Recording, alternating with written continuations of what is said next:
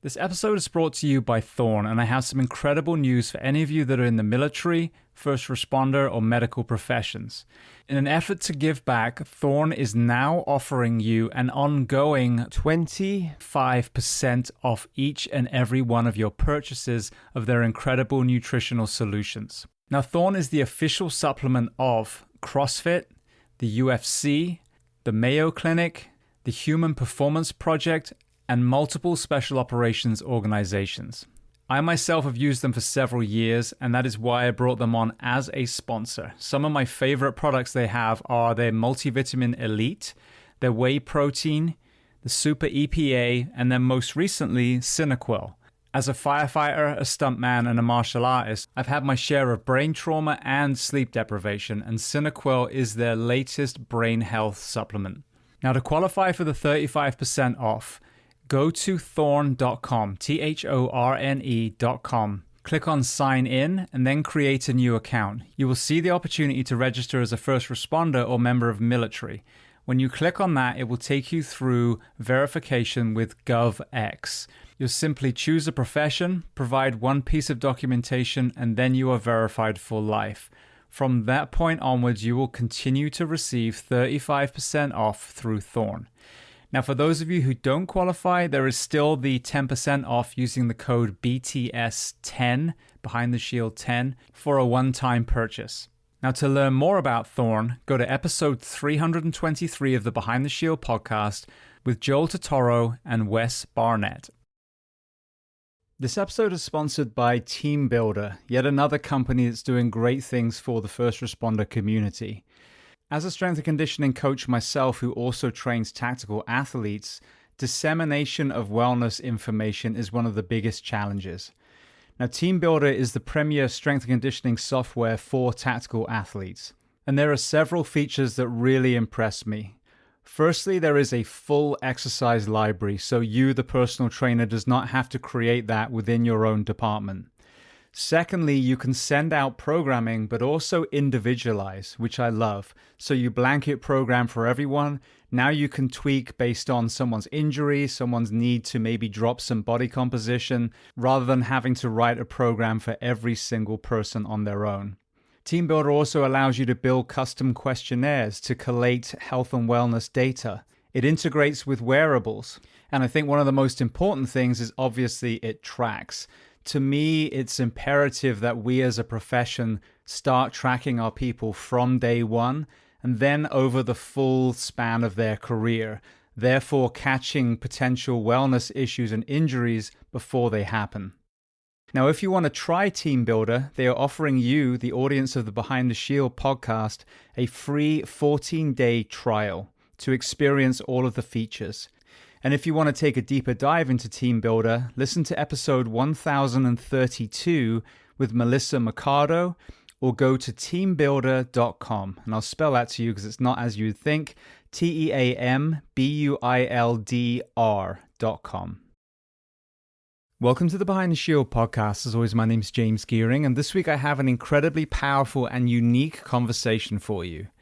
I am joined by CrossFit endurance guru Chris Hinshaw, Marine Lieutenant Colonel Nic Gregson, and strength and conditioning coach for the U.S. Marines, Kelsie Meade. Now, in this conversation, we have three different perspectives when it comes to fitness and strength and conditioning within our warfighters, the overall condition of the general population, recruitment, and then most importantly, raising the bar within the military. Now, Nick is one of the creators of the Fittest Instructor Competition within the Marines, where they get their best strength coaches, bring them together, and then get them to compete against each other whilst continually being coached, with the ultimate end goal being open-minded to all elements of coaching and raising the bar within their own organization. Now, before we get to this incredibly powerful conversation, as I say every week, please just take a moment. Go to whichever app you listen to this on, subscribe to the show, leave feedback, and leave a rating.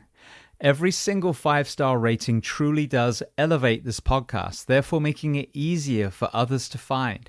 And this is a free library of well over 1,000 episodes now.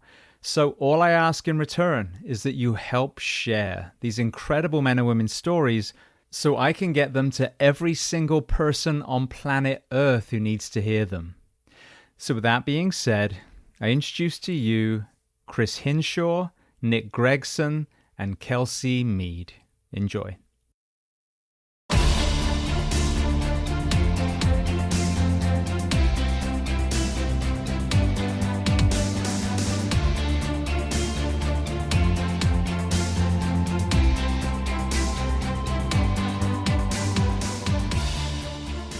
Well, Kelsie and Nic, I want to start by saying thank you so much for coming on the Behind the Shield podcast.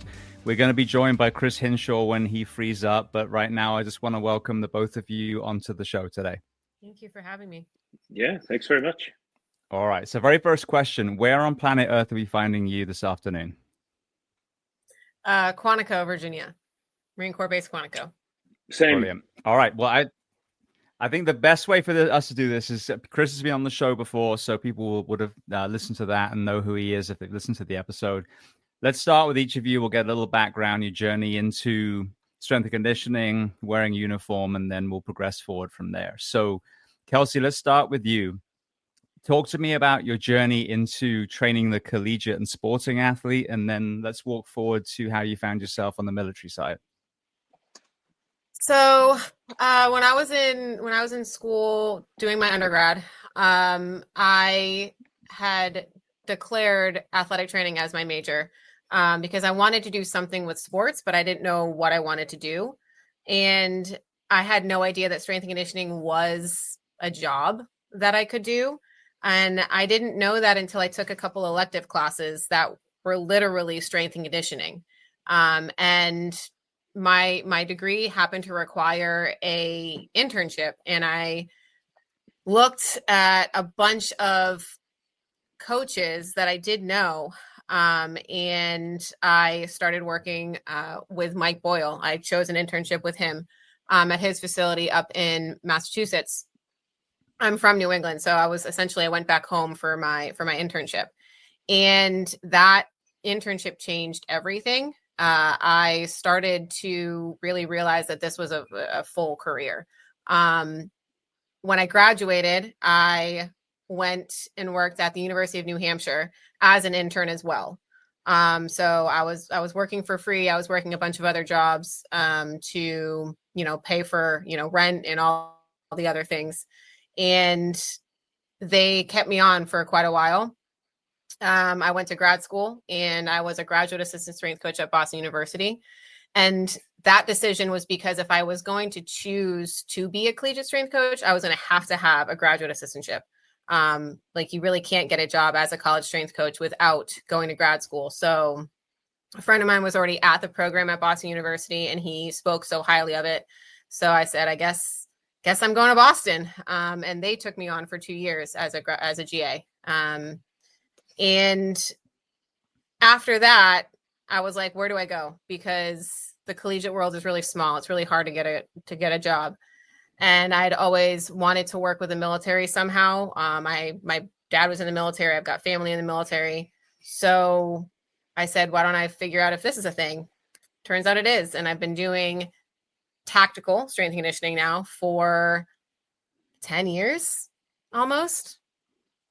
So it took a long time to get from figuring out that it was a job to doing what I'm doing now. What was your educational experience like? The reason I asked, I did sports science in University of North London. I did my exercise physiology, finished up my bachelor's in University of Florida. And sadly, what I realized in a lot of sports science ex-phys kind of programs is it kind of grooms you to be in the lab. So really to then teach sports science in higher education versus giving you the tools to actually get on that that road for coaching. What was your specific path? And if you were queen for a day, what would you change to prepare young men and women for the coaching environment? So I'm actually really lucky in that I didn't have science-based programs at all. My undergrad is in exercise, sport, and health education.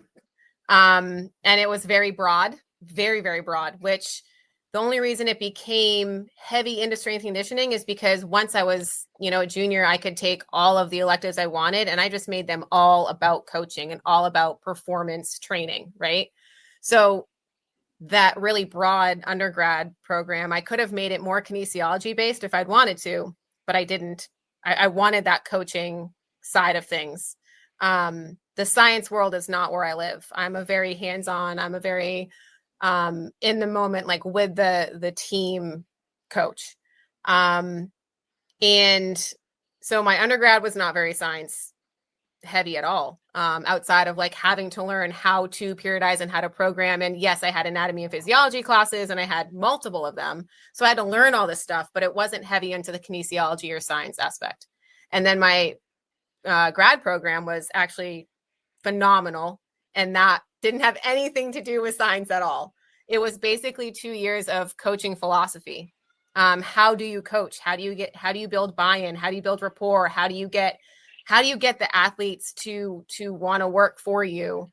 And how do you figure out who you are as a coach and how you want to relay all the information to your athletes? So it was literally a coaching grad program. So when you hear about other people's paths, what would be that ideal hybrid so that people can have a similar journey rather than end up kind of studying a more myopic element of sports science?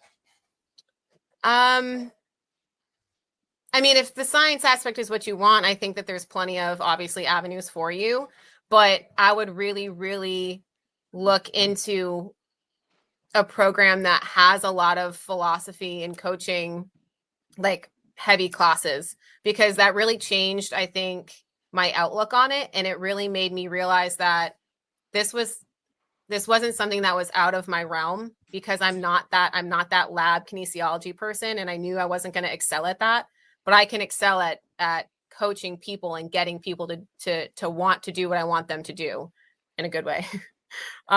So really looking for electives in your program, in your undergrad and your graduate program, if you're going that route, like look for the electives that mean something to you, and don't just feel like you have to do the thing that everyone else is doing. Because at the end of the day, the elective classes are the ones that matter the most, I think, in your program, because you've chosen them and you can tailor whatever your time in school is to what you want it to be. Brilliant. Thank you. All right. Well, Nic, let's go to you. Let's start with your journey into the military first, and then we'll kind of circle back as far as your interest into strength and conditioning. Okay. Yeah, sure. So my journey to the military was probably a lot, very similar to just about everybody who's been in very recently to 9/11. With maybe just one small caveat. So I grew up in the Marine Corps. My dad was a career Marine. I very vividly remember the day when I realized that Dad was a bad man. When there was about 6 of us, and we were playing like this at-home laser tag version, and we tried to team up against him, and not one of us even saw him or got a shot off, and Dad dominated a whole bunch of neighborhood teenagers, and we all realized that okay, Dad's a bad man. So grew up in the Marine Corps, grew up around Quantico, multiple military bases. Went off to college. I was a freshman when the towers fell, and then once the towers fell, I realized that this giant sense of a need to serve my country and to be a part of what was going to be the very, very quickly pending war. So much so that my dad fought me almost every month to stay in college, and continued to remind me that, hey, this war isn't going anywhere. So if you're going to be a part of it, lead a part of it. And so went off to OCS, got my commission in 2005, and really been doing it ever since. Became an artilleryman. So kudos to my algebra teacher back in high school, who said someday this advanced algebra will save your life. She was absolutely right. I never thought for a period of my life I'd be doing advanced algebra and calculus in a wartime environment. So kudos to her. She was right. I was wrong. And then Celebrate 20 years this summer. What about the front door? Because obviously we're going to be talking about, tactical athletes and how we're coaching them these days and using competition to enhance performance. What was the philosophy and the types of training that you kind of you were engrossed with when you first entered the Marines? Yeah, so that's really, really matured over 20 years. And so when I was in college, I played college lacrosse, and we do very, very specific sort of weight room training stuff. And as I've gotten much, much older and much sort of smarter about it, everybody, even then, even in college athletics, at least my college, we were all training like bodybuilders. And so there wasn't an enormous amount of compound movements. The clean was about as advanced as you got. And even that is, you better have known how to do it first before the strength coach let you do it. And there was no teaching even in a college level. You got a sheet, it had your tempos, and you executed the sheet by day, by week. And there was no, this is why. Nobody ever explained, intent to move. Nobody ever explained any kind of periodization. You just got your sheet and you executed it, and then you went out and you played lacrosse. At least in my case. When I came in 2005, it was still very much the 21 miles a week club. The guidance and everything that was given to everybody is that there should be, you should go for a run 5 to 6 times a week. You should accumulate no more or no less than 21 miles a week. One of those runs should be a very hard 3-mile run, and that's it. Never run less than 3 miles in a single sitting, because that's what you have to do for the PFT, and then off you go.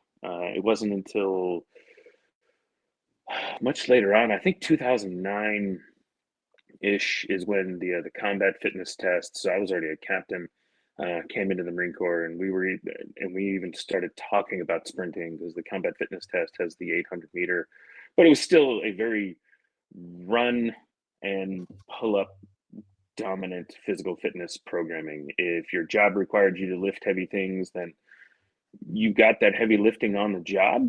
Nobody was talking about deadlifts. Nobody was talking about cleans. Nobody was talking about strength training Marines at large. So much so, the gym where Kelsie works, if you walk in and you know nothing about gyms and weightlifting and things like that, you question, why is the weight room on the second floor of the gym? That doesn't seem all that structurally sound. I know very little about engineering, but the weight room on the second floor doesn't seem all that smart. And Kelsey's previous boss explained it to me one day that when they were building it, again, nobody was talking about deadlifts. When it was bought and purchased and planned in the 90s and the early 2000s, nobody was deadlifting. Nobody was doing cleans. Nobody was Olympic lifting. If you were at a very odd gym. Everybody was doing, back and buys, chest and tries. Everybody was on machines if you were strength training at all. The word anaerobic didn't exist. Maybe it did, maybe just not in the circles I was in, but everything was low intensity, long distance running, and pull-ups. And because of that, the generation of officers that were ahead of me and that we all looked up to very much had a very similar build, which is very lean, very, very endurance athlete, very looking individual, and not taking anything away from their physical fitness. They're all incredibly fit, but they had a very different physical fitness sort of framework based on the way that they came up as well, for the most part, obviously.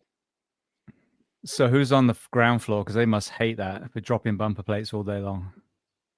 Racquetball and basketball, and locker rooms and stuff downstairs. Okay. I mean, my office is right next to it, so it's really loud all the time. But it's a gym. It's supposed to be loud. It's fine. Exactly. Kelsey's all right, let's go back to you. Is 10 feet from the squat rack. It's true. Well, Kelsie, going back to you, we'll bounce back and forth, and hopefully Chris will jump on in a bit. Speaking of, aerobic coaching.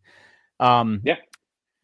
Talk to me about the difference between all of these sporting athletes that you were coaching prior and what you saw in these tactical athletes. What were the initial kind of impressions that you got of the differences between the two? I think the main difference would be that the collegiate athletes have their thing, right? Like, you're a track athlete, you're a sprinter, you're a soccer player, you're a football player, you're whatever, you are whatever sport, right? And the training or the programming that the coach is going to make is all across the board. It's all very similar.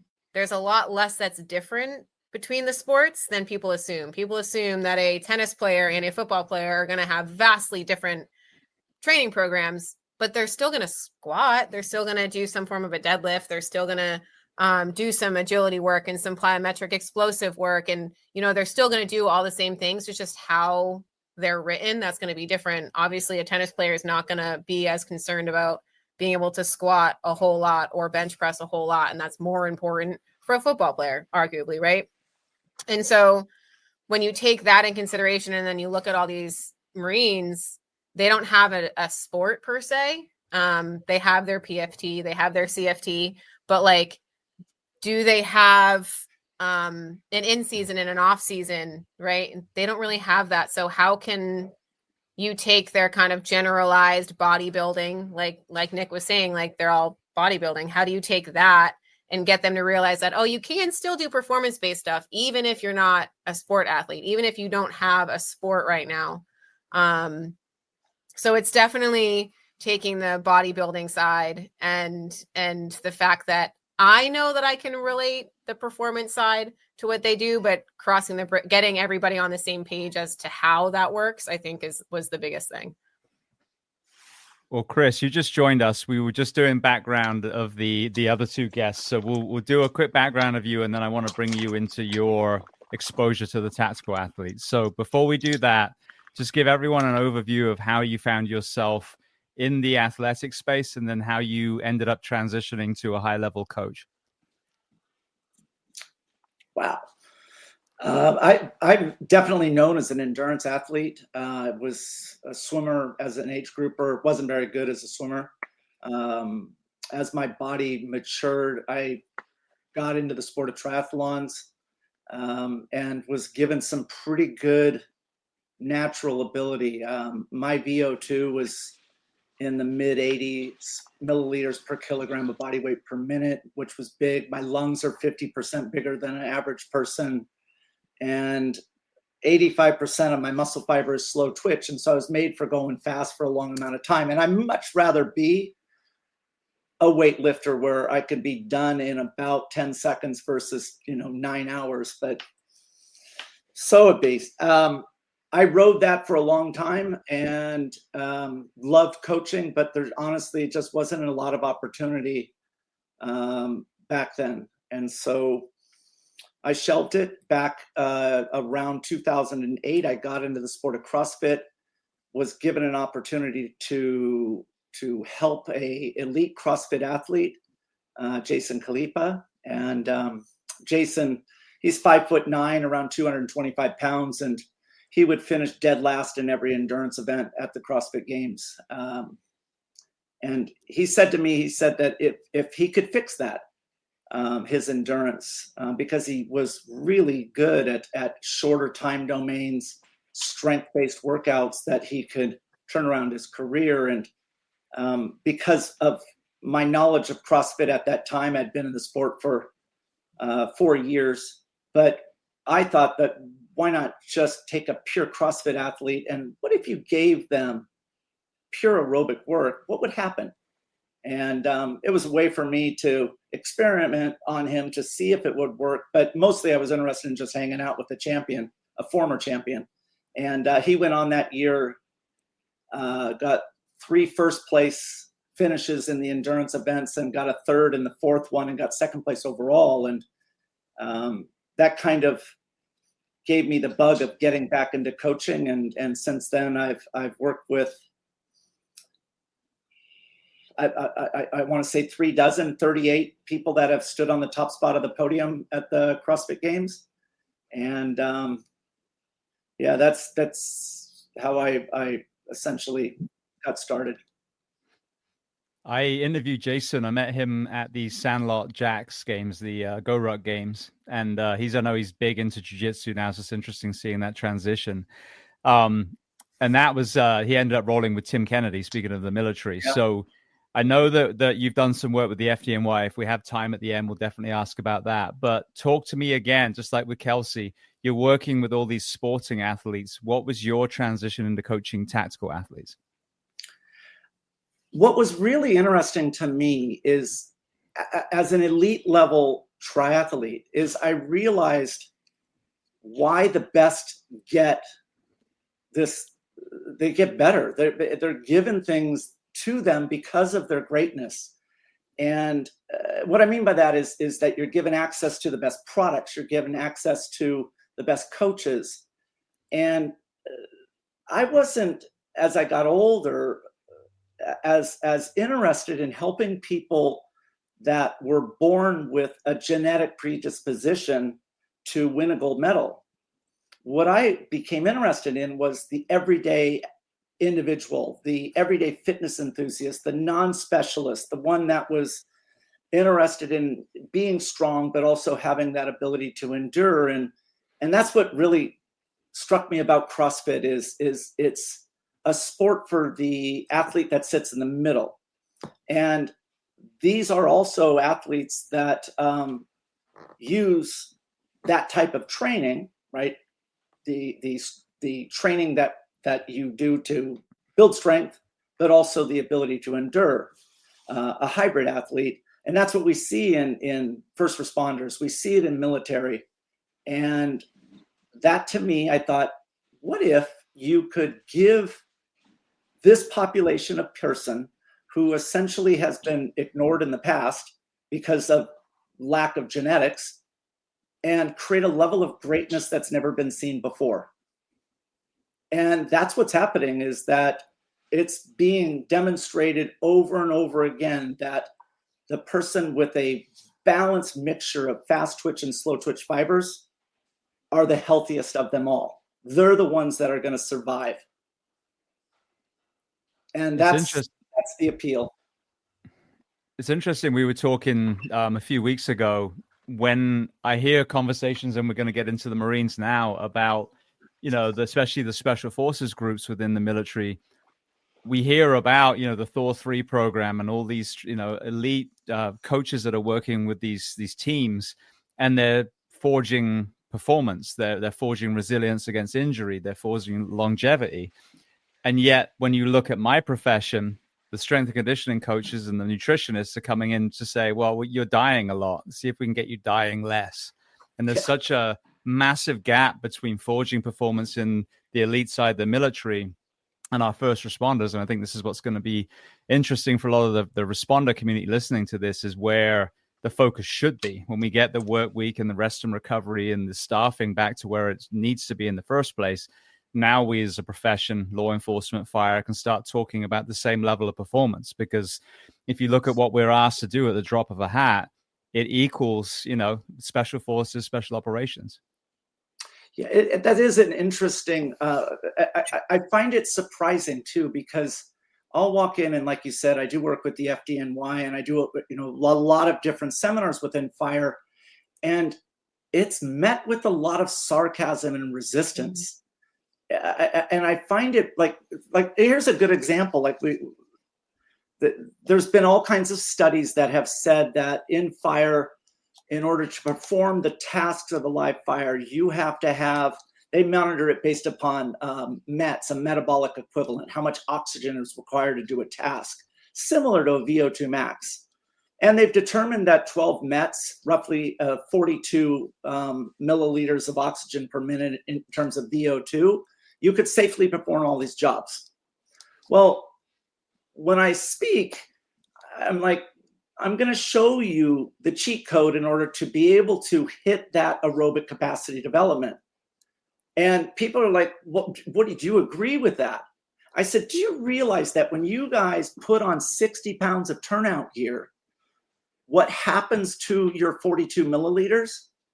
I mean, in terms of population, you go from 50%, meaning 42 is the middle population. you're not even considered above average. And now you're going to put 60 pounds of gear on and you got to go fight a live fire. And do you realize that that puts you in the bottom 20% of aerobic capacity? And you're trying to find some wiggle room in this number to perform your job safely. Would you take someone off of the street that's in the bottom 20% in terms of aerobic health and say, go fight the fire? You don't have to have turnout gear, but go fight the fire. And that's what you guys do every day. And you're negotiating with it.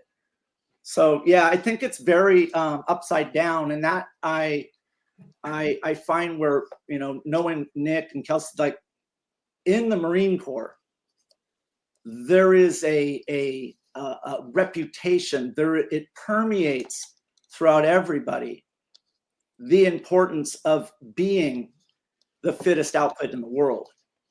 And that's what's nice. I think the problem that I've seen in my community is we haven't evolved. So now you've got this recruitment crisis. You've got these insane work weeks that make no sense whatsoever. Now you add overtime because we have a recruitment crisis, and you've got first responders, you know, firefighters especially, working 80-hour weeks.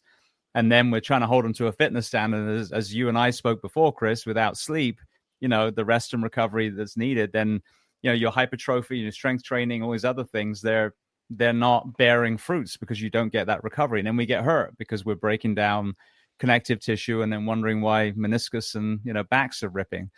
With that being said, with the recruitment crisis, going back to you, Nick, you got a 20-year span. 20 years ago, it was extremely competitive to be a firefighter. Again, it was post 9/11. I was testing against thousands of people for a job, you know, one of 30. And I've seen this kind of devolution now. I had Dan Bornstein on talking about, you know, the national kind of wellness crisis and how that's affecting recruitment for all these. But with that all being said, what have you seen over the last 20 years? And, you know, how are you using this competition and kind of reframing some of this to reverse that swing? So the Marine Corps is pretty blessed. We're the one service in the United States military that we always meet our recruiting mission, and I think that goes to a lot of the culture that Chris was talking about, and we hold ourselves to an incredibly high standard. And part of that is I think necessary hubris. Part of that is also we're incredibly small, so we can. You know, the United States Army is America's army, so they have to fill their forces with a lot more, and the more demand, obviously. So the Marine Corps can be a bit pickier, and as such, our recruitment standards are much higher than the rest. But one of the biggest things that we really wanted to focus on as part of this competition is in guidance with the Commandant of the Marine Corps' guidance with competition. And as the Marine Corps shifts away from my career's war in the counterinsurgency operations to this peer fight that we're preparing for next. So we've done a lot of things that add competition into Marines' lives. One of the biggest and largest scale one is undoubtedly MAGTF Warrior exercise out in 29 Palms, where we are literally taking units of Marines in what can only be described as the world's, you know, most elaborate game of laser tag, where we have live units going up against other live units in a completely unscripted environment. And every time that you do it, they're always very, very clear that it's the unit with the most notes about how things worked and how things didn't work that wins. We're not worried about winning or losing. We're worried about, you know, learning. And so my job in training command right now is the faculty development and learning development officer. And so that the competition predates that. But when we put this together, one of the guiding questions was, how do we prepare all of our instructors to teach everything that they'll be required to teach, and that includes physical fitness? How do we recruit in really high quality Marines to come to training command? Instructor duty is not easy. It's incredibly long hours. It's incredibly difficult. We all know the high school teacher that we know and love, and we're very much teaching those same kids, but we're very much teaching those same kids how to use explosives. So it is very, very demanding. it's very, very long hours. And so my brain put together this idea of, why don't we bring everybody in for a week? Let's bring one competitor per school. We have 17 major subordinate elements, so 17 major schools, and each one of those, we have up to about 33 different locations around the US. Why don't we bring in one, so 17 total competitors. Let's put them around some of the most inspiring coaches that we can find. Let's teach them everything we can think of in a week's time. We're not going to make them experts, but let's give them the baseline understanding of how to do these foundational movements, so that way when they do go back and they're doing air squats, they know what they're doing. It's just a small example, and then let's put them in competition with each other. And the competition has become one of the shiny objects of it, in that the Marine Corps is very quickly running out of combat veterans. Those of us who grew up in my generation, there's less and less of us every day. And those of us who've been on the battlefield and understand sort of the performance demands of it, and that's just in the type of war we were fighting, throughout this past 20 years. So how do we teach Marines at the very basis level what it is to compete? And so we're no longer talking about performance minimums. We're talking about taking 17 type A competitors, male and female, and we're putting them in an environment where their best may not be good enough. They may run a perfect PFT and CFT score. They may be the best gym rat at their command. They may be enormously in shape. But when you put them in a field against 17 other human beings that are very much the same type of thing, what is good enough? And so we truly believe that if we can learn to compete on the PT field today, then we'll know what it is to dominate on the battlefield of tomorrow. Because none of these athletes, when they come into this competition, none of them know all the events that they're going to have to do.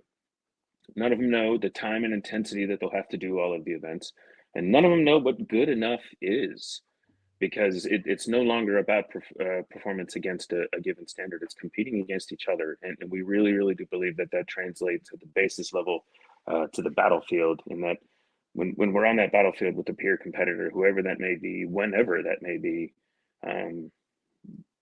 we don't know what good enough really is. We think we do, we train to, but good enough isn't in the United States Marine Corps. So, we train to go faster. We train to go harder. We like to find those sustainable maximum performances. I've been an artilleryman for a very long time, and the question always is okay, if it takes 7 minutes, by the book, to displace this howitzer, and that's good enough time, how long can we hit that 7 minute mark? And is 7 minutes actually fast enough? How do we make it faster? What is the situation where we have to displace the howitzer in 5 minutes? What is the situation where we have to displace it in 3? How do we do that safely? How do we do that without causing injury to our human beings or injury to the equipment? How do we keep the gun in the fight? Until you start training those types of movements, until you start training and you eliminate sort of the minimum standard and start worrying about a sustainable maximum, you can't really figure that out. And so that's what we, at the basis level of this competition, are really trying to do with the competition, is teach Marines what it is to operate inside of that really competitive environment. We were talking when we spoke a few weeks ago, and someone on my show had mentioned something which was so pertinent. The certification that you get as a firefighter in Florida is actually labeled minimum standards. That's what the certification is called. So that's as shitty as you should ever be your entire career. And what he pointed out is, like, the problem is that minimum standards, whether it's the PFT, whether it's, my certification, for a lot of people becomes maximum standards. And you hear about, an annual test, and 4 weeks before, everyone's scrambling and training for it. Mm-hmm. So by reframing that philosophy, as you talked about, and putting that bar high and getting people to chase that bar, that minimum standards actually becomes a true minimum standard. Well, of course I can pass a PFT, but this is where I'm actually heading to. That's really interesting, because I was once at Camp Pendleton and spoke with the commanding general there, General Turner, and I asked him about the PFT and the times, because a lot of times you run into a senior officer or someone high up in command, and they're the reason for the problem, meaning the expectation or the way in which things were done, right? A lot of tradition. This is the way we've done it since the 60s. And I wanted to know, like, how reasonable is this man? And I asked him, I said, so in your PFT 3 mile, for every Marine, what would be the wish in terms of finishing times? And he says, you have to understand one thing, that, you know, when you are in combat, you make life and death decisions. And it's important for you to recognize that if you make that decision with less fatigue, meaning you're more recovered because of your aerobic fitness, that matters. But he right away says 24 minutes, which is amazing to me. That is a very reasonable ask. And the fact that he knows what that number is tells me that there's some maneuvering room, right? Because I don't care who you are. In 4 years, anybody can go under 24 minutes. And that's what I liked. I liked that there was a benchmark that was reasonable. I liked that it was achievable and it was at the highest level. And that's not getting you 100 points, but it's showing that this is why, and this is what the number is. Absolutely. Well, Kelsie, I want to bring you in. We were talking about the journey, you know, when it came to strength and conditioning and the creation of coaches. Nick's touched on the fact that you're setting the bar high even for the coaches and kind of putting them in the shark tank with other coaches. What has been your impression of the things that are done well in the coaching space that you've seen strength and conditioning within the Marines? And then what areas are you hoping to surpass using competitions like this? So I think the biggest thing that I've really enjoyed watching over the last 5 years, because I started with the Marine Corps and then I worked for the Navy for a handful of years. And then I went back to the Marine Corps and I've been at Quantico for 5 years now. And what I have loved to see is that they have adopted the mindset of that collegiate model. So it's not just, oh, we want them to be good at the PFT and CFT. Oh, we want you as a coach to run a bunch of unit PTs, just random sessions, like, because that is originally what people in my position within the HIT program were doing. A unit would request a PT. They're like, all right, just crush us for an hour. Okay, like I can do that. And then you wouldn't see them again, right? And because they're doing their own, they're going off and doing their own training, whatever their own training looks like, right? But that's not sustainable. That doesn't build buy-in or any sort of ability to periodize and program out any sort of strength training, right? That's just they're just random sessions. And so the Marine Corps adopting the model of, hey, we want to bring in athletic trainers, we want to bring in nutritionists and dietitians, and we want to have the coaches working with all these people. And that is what I did. And that's what happens in a collegiate setting. I am support no matter where I go. I'm part of the support staff, because in the collegiate setting, I'm not their sport coach. I'm not the expert in football. I'm not the one that's like helping them row on the water and be efficient on the water as a 7-man boat. Like, that's not my job.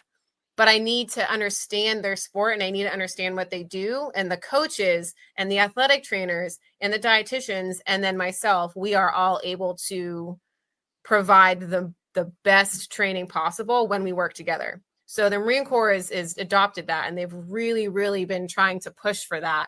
So they don't want, as you know, the one-off PTs. They want units to come in and want a coach to work with them long-term, indefinitely, right? So that's been really amazing to see, because it's what I'm passionate about, and it gives me the ability to have connections and build relationships and really know the people that I'm coaching versus just like, here, go do this random workout, right? So I love that that's where the Marine Corps is going. Nick, you mentioned within this competition, the ability for these coaches to coach as they progress through. So you're teaching these coaches, you know, the philosophy, as Kelsie was touching on earlier, of coaching. And then when we get Chris back, we'll talk to him about even when they're running, they're going to be able to give them gate coaches and that kind of thing. So expand on that a little bit. It's not just a competition. What other attributes are going to be gained throughout this week? Yeah, absolutely. First and foremost, we bring together one of the more expansive coaching networks that we can within the Marine Corps, and that starts with Kelsie here at Quantico. It expands down to Amanda and Darren Peterson down at SOI East.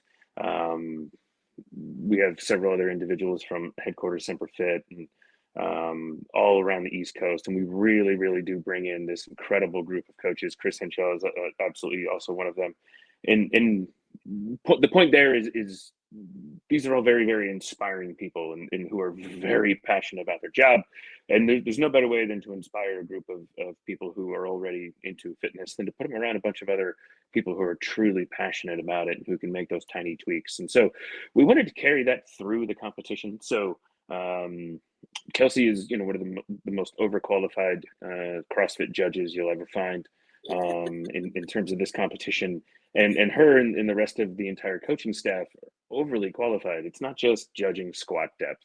It's each one of our coaches are allowed and encouraged to coach the athlete through the workout. So if an athlete is starting the red line and, the coach can see that they're blowing up, like we absolutely encourage the coaches to kind of talk them through and to remind them how to breathe and how to follow this. And it's more than just evaluating a competition of athletes. These competitions, the competitive parts of the program are really written with an academic program of instruction mindset, where what we're teaching is paramount. The events themselves are designed to reinforce what we're teaching, and then so when the judges and coaches are out there evaluating performance and just keeping score for me, because it is a competition.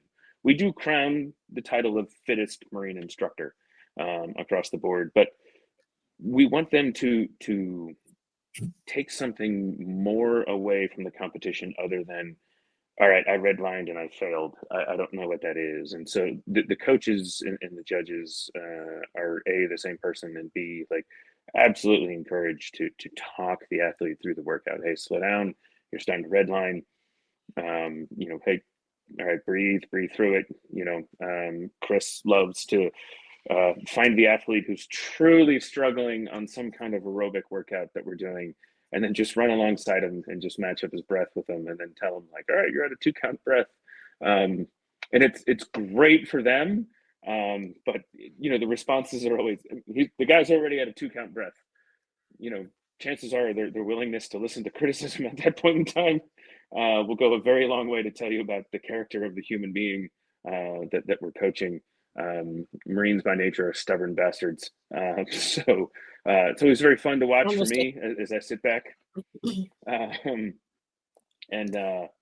But yeah, we want this to be something more. We want them to go back to their units and to build their own, smaller competitions amongst their Marines. We want them to know how to build these competitions and how to find the Kelsie needs at their location to bring in and establish that long-term coaching network and coaching philosophy.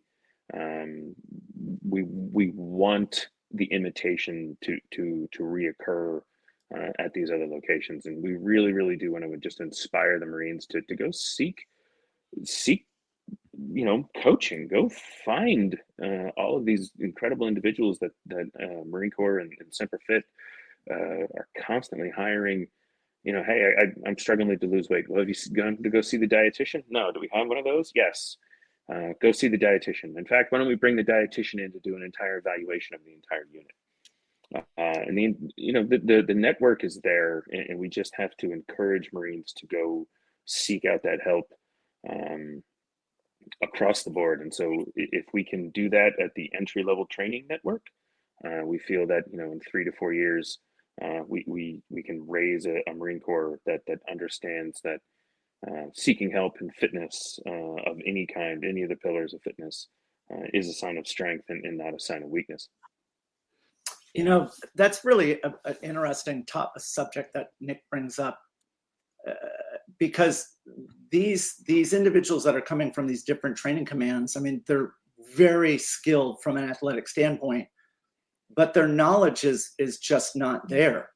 And what they're interested in is I think, Nick, that's Kelsie, I don't know about you, but I think one of the greatest moments in the week with them is all of a sudden this realization that, yeah, they're there for this competition, but the juice, what they're really excited about is the content that is shared with them in the educational classroom. Yeah. Yeah. And that's, I think, the most important part. But it's also honestly one of the harder parts, because how do you give these guys a level above what regular Marines have knowledge wise? How do you pick and choose what the most important things that they know are? Because I can't give them all 6 years of my college degree. Like, how do I choose what they need to know? And how do I help them realize that, like, hey, to what you were saying, Nick, they don't realize that we're even there. So like, they feel like there's all this information that they can't get across to their Marines, but they don't know that someone like me exists. They might think that there's a group X instructor, there's some personal trainers, but they don't have the same background as me. They're not the same. They don't do the same thing. So is there someone I can go to get a reminder of that knowledge? Because we inundate them with so much education during the week here. Like, we give them so much information, but when they're back to whatever school they're in, like, can they go to somebody else and can they say, hey, I learned about X, Y, and Z. I really would like to know more about it. Or, hey, can you refresh my memory? Because I was talking about this, last month, but I really want to incorporate it. And I'm not sure how to incorporate it, but I really want to.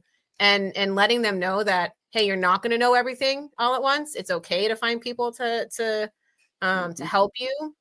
I think that's really, really important. And yes, it's that light bulb moment of like, I'm here to win, but like, I'm also here to learn how to be better at my job for my Marines. Typically, the dawn of like the education is far more important. Both years we've had the same 3 groups of people, different numbers of people in each group, but there's the tier that find themselves, they're incredible Marine Corps athletes and they're in very good shape according to Marine Corps standards, but in this highly competitive environment, they don't measure up, and so they become incredible students straight away. They want to learn everything. They come to every after class. They get every coach's number. They're incredible. There's the very small top tier that are the top tier of athletes, even in the competitive environment. But those individuals are humble enough to know that there's still something more that I can learn. There's something that I can do to do better and everything else. Now, coincidentally, I went back and looked. If they finish in the top 5 of the swim event, they have both years. The top 5 of the swim event has pretty much carried the remainder of the week, which is interesting. And it's the middle group, which perplexes me. The middle group are very, very fit athletes. They're slightly fitter than sort of the first group I mentioned, and they have typically some form of a little bit of education. They're conversationally competent in it,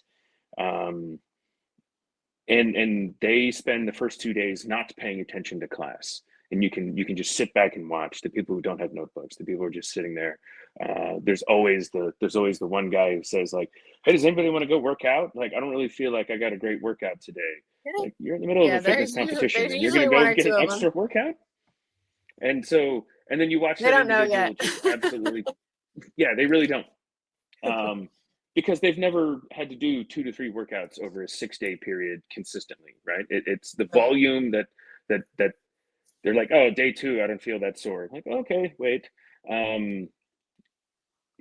It's that middle group that you kind of have to, around Wednesday of the competition, walk over to and just say, all right, hey, how's it going? Like, the competition's not going as well as you thought. Like, okay, remember, this is also a faculty development program. Keep at it.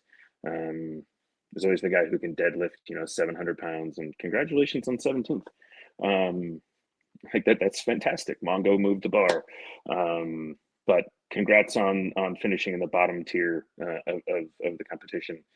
Fitness is more than just weights, and we program around that philosophy, and that all of the weights that we program are typically a percentage of the human's body weight. So instead of thrusters at 95 pounds, it's thrusters at 50% of their body weight. And in that way, we can sort of norm the workouts, and everybody has the exact same stimulus of the workout. And it's not so much that the strongest athlete wins, but we're looking for that strength to weight ratio in this competition to a large degree. How do you manage to forge that humility so that more people can be in those top two tiers? I've gotten pretty. Like we were able to head it off a lot more. Yeah. The events I feel like do it for us, honestly. I'll walk up to an athlete who's or a Marine. I change clothes a lot. Like I literally change clothes a lot in the event. So if I'm going to talk to a competitor and I'm going to talk to him about his conduct or him being, we have a very strong rule called "Be a Good Dude," and if they're violating that rule, I'll put the entire Marine Corps uniform on, not just in PT gear, and I'll pull them aside. And one of the perks of being a lieutenant colonel is, I don't have to raise my voice. I can just ask the individual a number of questions, and they very, very quickly realize that they have broken the cardinal rule of "Be a good dude." And so we haven't had a problem after any of that. I've talked to maybe 2-3 athletes over the 2 years about just, hey, check your attitude. I try. Last year I called it out. I called out that second group. I said, hey, last year we had this group. I hope it's less this year. And I think that worked a little bit. This year we'll do the same thing. We'll make the athletes aware of sort of the trend of the 3 groups. And we really, really do stress all day, every day, the competition. That the competition's the fun part, right? Go out, give it everything you have. Put the education that we're giving you to use. But in the end, if you finish in the top 3, that's incredible. If you finish in the bottom 3 and you took away an enormous amount of notes, much like the MAGTF warrior exercise that I mentioned, that's done in 29 palms, the athlete who walks away with the most notes, like they're the ones who are really winning this competition and this event, because they're going to go back and they're going to start to evaluate how they do. And really, that sort of self-education and that passion is how I found my way into coaching and to any degree. Is that after college lacrosse, I joined the Marine Corps, and I found that I had no idea how to work out. I could execute baseline movements because that had been drilled into me, but I didn't know the why. I didn't know why I was doing this squat or this periodization or this, because no one ever actually taught me. And so when I tried to put it back together myself as a young officer and balance it with life, I found that A, I was getting really out of shape, and B, I was always getting injured. And so I started to hit the books on my own. And the more and more that I found, read and understood, and then found the Kelsie Meades of the world at Camp Lejeune, North Carolina, when I was a young officer, like better in shape than I got. And better in shape that I got, the more I wanted to drag my buddies to the gym and introduce them to the hit coaches and say, like, all right, hey, let's work out with this hit coach. She's really, really good. She can come and she can tailor X, Y, and Z. And then for whatever reason, they always had sort of this absolute like 20-minute ab program at the Lejeune Hit Gym that was just, you want to talk about a class that was packed. There were 100 participants almost every day in that class. And it was really just planking and leg lifts for 20 minutes. It was terrible. But we kept coming back. And when we became sort of those regulars, and the hit staff knew that we were serious about it, then the level of coaching and the level of programming started to get more and more. And we started bringing them out to units and all right, hey, we're having trouble maintaining the howitzer displacement under 7 minutes. Like, what can you talk us through? So it all sort of evolved into where we are now, trying to give back to the Marines. How do we arm these Marines with everything that they need to be able to teach, to include physical fitness? And so that way we can take morning PT as serious as we do every other classroom that these Marines are in. the fitness standard in police and fire is vehemently opposed, and I never understood it. And, you know, this is the thing, is that when you're already on the back foot as a profession, you get this one group that thinks you're trying to take their jobs by putting a fitness standard. But if you look at the performance, if you look at the longevity, and then also the humility that you just talked about, when you think in your mind that you're still that, you know, 22-year-old stud, but now that you're 38 and you've let a little extra weight come on, I think it's a great tool to remind you, like, oh, okay, I can't actually climb 10 flights of stairs with all my gear and hose and some spare air bottles like I would have to in a high-rise fire. I think there's so much importance to that, and it's so sad that my profession has resisted, which is why I hope in this revolution that we're beginning now to change the working environment, that then alongside that we can put that bar, as you know, where it needs to be at the top. An interesting thing that I've seen over the last, 10, 15 years as a firefighter and a coach is, rather than specific exercise like, oh, you should do this as a firefighter, what I found is a lot more well received, just principles. Like you said, there was the bodybuilding world. I think for my profession, sandbags, sleds, kettlebells, those are so good, and so, such direct correlation to what we do. I'm going to go to you, Kelsie, because I know we're running out of time before you got to go. What have you seen as far as the evolution of training principles, even the lessons learned from the last 3 years of the Fittest Instructor Competition? Well, I don't know how in relation to the Fittest Instructor Competition. Nick would be better at that, but I can say that the events are his creation, right? Nick has been the one to say, I want to do this and this. And he comes at me and says, is this crazy, Kelsie? And sometimes I say yes. More often than not, I might say yes. Yes. But I don't know if that, because this is such a unique competition, I don't know if that's a good benchmark for the rest of the Marine Corps, right? In terms of principles, because while I may give a brief at the beginning of the Fittest Instructor Competition about how to train or how to write a good program, here are some baseline information on how you should write a good strength conditioning program for your Marines. That doesn't directly correlate to the events, because the events are so intense. A solid strength conditioning program is going to not lend itself to the events, right? You have to train for the events. You have to train kind of in that extreme outlier kind of area to be good at the events, in my opinion. And that's not to say that you can't, but most likely those Marines aren't going to do that well on their own. They're going to need a coach to help do that. So I think the event, or the Fittest Instructor Competition, is kind of an outlier to the principles that we're trying to force to change, I guess, overall. But that's not to say that, I don't deal on a daily basis with one group of Marines saying, I don't need to do that, and another group of Marines saying, oh, that's exactly what I need to do. And then how do I get the group of Marines that are saying, I don't need to do that, to do the thing, right? I may have one group of Marines that says, we don't need to be able to move, do crazy agility stuff. Why are you having us do agility and SAQ stuff? I'm well, explosive power is still important. And they're yeah, but I can do that on my own. And you know what? There are some cases where I'm just you're right. You can do that on your own. You don't need as much SAQ stuff, as much agility stuff, as much speed work as this group over here. You're not wrong, but that's not to say that it's wrong for you to do this stuff either. So in some cases, you're not going to get them to realize that the principles that you're trying to put into their programming are important. And you kind of have to pick and choose your battles, I think, depending on who you're working with. So it is. Kelsie brings up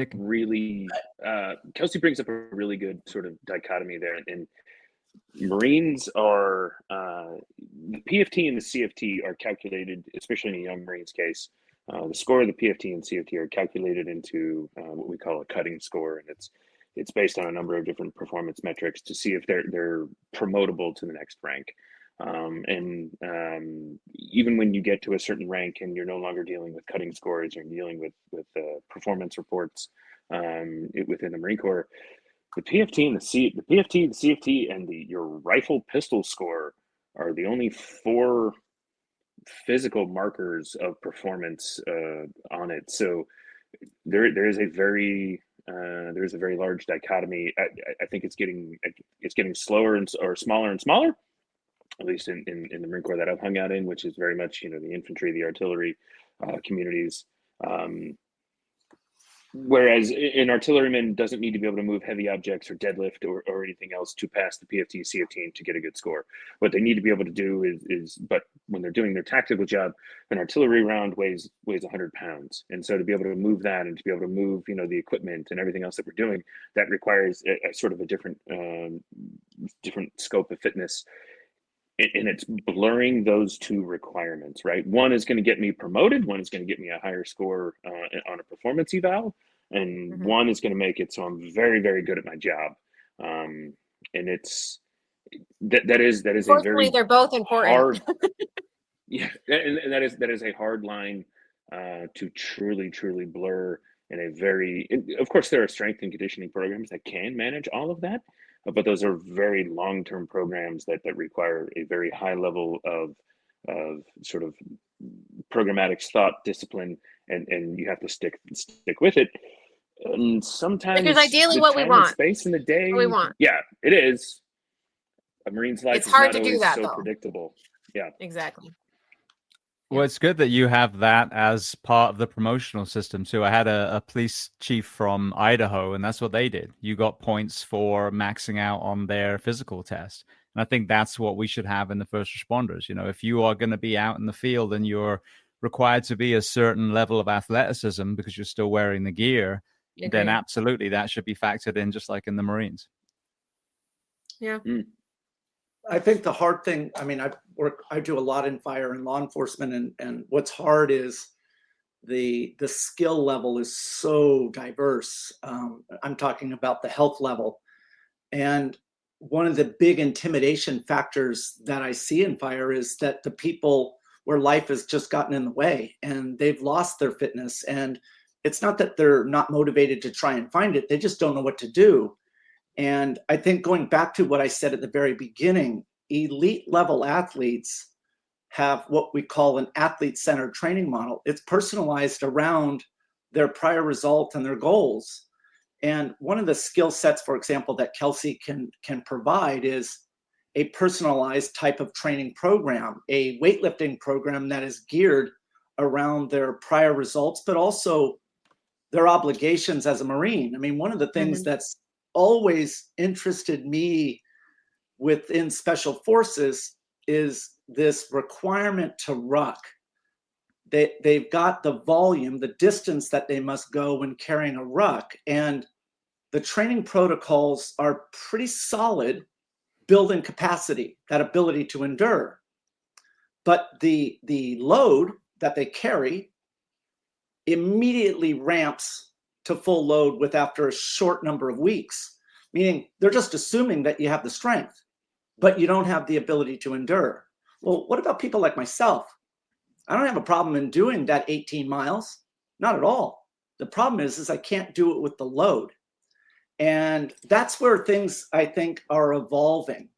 Like we're seeing in fire, that we're trying to get to create a relative intensity based upon your current level of fitness, and then where do you need to go?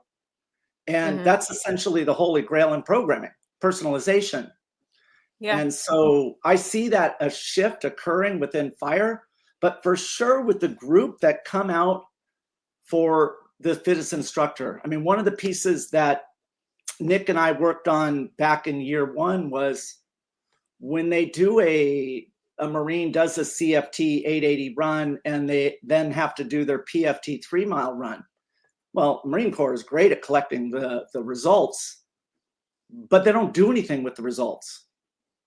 What do those results tell you? Do you need to do more speed training? Do you need to have more strength? Do you need to have more power output? Or do you need to work on your stamina, your endurance? Well, one of the pieces that Nick and I did is yeah, you collect the information, but now when you enter that 880 time and that 3 mile time, it tells you precisely what is your weakness, what's the magnitude of your weakness, and what should you train on and the frequency of what you should train with precision. Well, my numbers show a different result than Nic's and Kelsey's. And that is where it starts. That what we're giving you something is yours. It's not just vanilla. It's not just generic. We're not just yelling at you. This is balanced. And I see that shift occurring. I mean, and Nic, I mean, I don't want to jump out of turn, but that's how Nic judges this. The scoring systems to be a Marine are in the PFT and CFTs. And that's how Nic judges these results. So men, women, old, young, have the same shot based upon the standards. Personalized. Mm-hmm. Yeah, we were afforded the opportunity that in this competition that the Marine Corps isn't right now, and we like to interpolate beyond the maximum scoring standard for a lot of different events. We like to say, what if we did this within this event. The year one no break CFT was incredible. CFT has 3 events. There's 5 minutes of rest, no less than 5 minutes of rest in between them. And we said, what would happen if we just eliminated that rest? Like, what do those 3 events look like if they're back to back to back? And it was very, very different. This year's CFT event that we're going to do involves marksmanship. So if you take event 3 of the combat fitness test, which is a sprint, a casualty evacuation, and an ammo resupply, it's a shuttle run with underload, and it's an anaerobic threshold test. To maximize it, you're in the 250 to 245 range for most age groups, and it's painful. Going into the CFT that everything's going to hurt. And so this year, the Marine Corps shooting team that we have access to, and Kelsie is the primary strength coach for, said, what if we added a fine motor skill like marksmanship to the combat fitness test? And what if you were scored on your marksmanship while you're at enormously high heart rate? What does that do? And so every shop will either add or subtract time to that event, and then we'll compare that directly to that individual's Marine Corps Event 3 time standard. So we get to play in the margins, and we get to ask, what if we did X? And in that way, a 20-year-old female can directly compete against a 40-year-old male. And in any and all strength events that we do, we use the Wilks coefficient as well. So like I said, we're looking for that strength to weight ratio. And so it's not just absolute raw strength. It's what does that mean? And as we get asked a lot if we are going to expand into a female and a male category, and the answer is no. We have no plans to do that inside Training Commander within Fittest Instructor. Because that's not how combat works anymore. Combat arms are integrated, males and females. I was at Fort Sill when we were testing a number of the job-specific physical performance standards. And it became glaringly obvious to us when you take a look at the data, the initial data, you're like, oh, well, females are failing, these very specific events that are required of cannoneers, mainly like an ammo can kind of carry. And so we kind of took a look at that and said, well, wait, they're not failing at any higher rate than a male who weighs under 150 pounds as well. The round weighs 100 pounds. And so it's not a male or female limitation. If you're a corn-fed boy from Nebraska who grew up hay baling, you're going to have a easier time moving 100-pound artillery shells for it. The aviation community has been far ahead of us for years. There's a height requirement in both tall and short in a lot of different cockpits, and that's used as a discriminator in terms of what you fly. Confirmed with an aviation buddy of mine before coming on here to make sure I'm not saying this wrong, but the aviation community uses femur length as a potential discriminator for what aircraft you're going to fly, because if the ejection seat and your femur length are at the wrong ratio, if you eject, you have a greater than average chance of potentially the ejection seat breaking a femur. Are short pilots less capable? I don't know. The arm length, their ability to reach out and touch sort of that front of the cockpit is something. So there's any number of sort of physical attributes that Marines need. And we always find ways to work around those. But at the competition, we get to play with that. We get to say, okay, what if this wasn't it? And so it's a lot of fun. One of the things that Nick did last year was it was a mile run, and then you did 5 shots standing, 5 shots prone, 3 rounds. Yeah. So that came later in the competition, but by this time, and we've mentioned it earlier, I've spent a lot of time with the individual Marines, and being in a competition environment where they're struggling, they're having a hard time, they're now more engaged and more receptive. How can I actually find a cheat code to make my performance go up? And so in that event, I'll run side by side with them. I'll listen to their breathing. And the other piece is that when they come in from that mile-long run, they've been carrying their rifle, they're wearing all their combat gear, and they've got 100 meters to get their ammunition and to get in position to take their first shot. It's very similar to what we see in the Olympic Games with the biathlon, cross-country skiing and shooting. The recovery protocol matters. Are they aware of, not just while they're running or doing something, the frequency of the breath and the consistency of their breath, but can they actually develop a recovery protocol that accelerates their ability to take that shot? And that to me is what's really interesting, is it's not just these events and Nick just trying to hit a stimulus or to come up with some silly thing like 21-15-9, because that just is what people are used to. There's purpose behind it, and people want to build from one to the next to the next. And that event was awesome. Last year, they did an event where it was, you're going to do 3 miles and you're going to do it in 50 minutes. No watch, and the person closest to 50 minutes wins. Well, the Marines all practiced during that week that same pace. What they realized is the purpose of training. The more you train at something, the better you get. That same event came at the end, where 3 miles in 50 minutes. Not difficult with a 45-pound ruck, but it was about accuracy. Can you pace without looking at any kind of timing mechanisms or mileage markers? And what was awesome was, Nick, 8 seconds or 6 seconds? Yeah. Away from 50 minutes. Remarkable. Amazing. I find that really interesting. Event one was wildly. Remember how wide range? I think we had like a 15-minute span at event one of that. And so funny. You want to talk about like teaching humility? There were guys coming in who just thought they had absolutely crushed that event, and it was like, congrats, 65 minutes. Like, you're nowhere near the time. You're 15 minutes off. And more so event 1 and event 10 was so tight. It was like 3 minute difference. Like, I think the widest time frame was like 53 minutes. I mean, everybody got so good at that event and was like, got it. Now I can hit this sustainable pace for perpetuity, hopefully.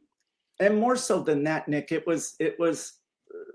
Are you like a lot of them, because it was a staggered start? Well, what if the person in front of you was going too slow? Are you confident enough to be able to pass that person? And so Nick was very upfront and engaging with the Marines about their confidence in their own ability. How do you think you did? And that's a big deal. The other piece that I do is like, James, if you were good at your own breathing, right? You have very good rhythm of your breath. You understand the cadence of your breath relative to your intensity. Many people are good doing it themselves and assessing themselves. But one of the pieces that is very interesting to me about the Marine Corps is these senior officers being able to observe others and make a determination of the level of difficulty that they're experiencing. And is that difficulty aerobic or is it stamina related? Have they not put in the time on their feet, or is it that the intensity was too high? And can they do that through observation? And that to me is something that came to me from senior command. We want to understand through observation, meaning no more just yelling and saying, you need to work harder, you need to go faster. It's like, wait, maybe they are already working harder. And that's the same thing we see in fire. If you're climbing a stairwell with a buddy through observation, are you able to tell the difficulty that your partner's in? Because why would you ask such a dumb question to a Marine, how you doing? Same thing to a firefighter. You ask any Marine and any firefighter how you're doing, and they'll just give you the thumbs up, I'm good. And what we're trying to teach is that observation. Are you aware? And every single one of those 17 people last year learned that skill. Well, I was going to take that small example onto the lacrosse field. In this weird world that I've become good friends with Chris, and he and I talk about sports performance a lot and everything else. I've made decisions as a lacrosse coach, like mid-game, or if it's in the fourth quarter, you call that timeout, right? And it's, closing seconds and you got to do something. And you look at your stud player and your stud players, and you're like, hey, are you good to run this play? And they're like, yes, coach. No, you're not. No, you're not at all. All right, hey, we're gonna, let me go to my number 2 guy who's just as cool as a cucumber, because he's, he may not be as good a lacrosse player, but he's got the legs and he's got the lungs right now, where my stud is just, he doesn't even have the capacity to listen to me right now. And so it really transcends sport to service, to everything that we're doing. And that as a leader, and I'm sure it translates in the fire and the fire and the police. But if you're a coach, if you're a commander, if you're in a leadership position in any way, having an understanding of where your subordinates' heads are at, both in a macro and a micro sense, is absolutely vital. It not just, can they perform in this moment, but the Marine Corps has this really, really great Marine Corps total fitness strategy, and we have multiple pillars of fitness and spiritual, emotional, mental, and physical. And if you as a leader, a coach, an instructor, whatever word you want to use, if you don't know where your people are at across all of those, in both the macro and the micro, like it's a disservice to them, and it's a disservice to the organization that you serve in, because we all deal in the capital of human beings doing incredibly dangerous things, without having a true dedication and understanding of how fitness across the board affects their ability to conduct these events, whether it's on a battlefield or in a high-rise fire.